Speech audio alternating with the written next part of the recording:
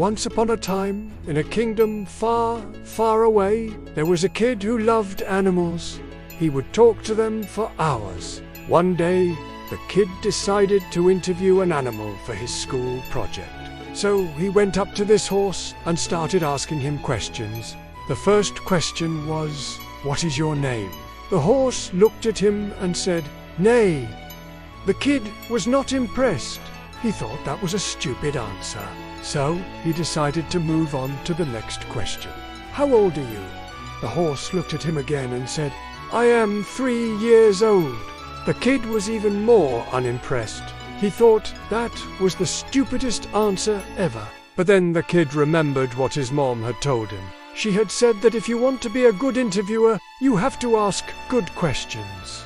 So the kid took a deep breath and asked the horse, "What is your favorite food?" The horse thought for a moment and then said, "Carrots." And with that, the interview was over.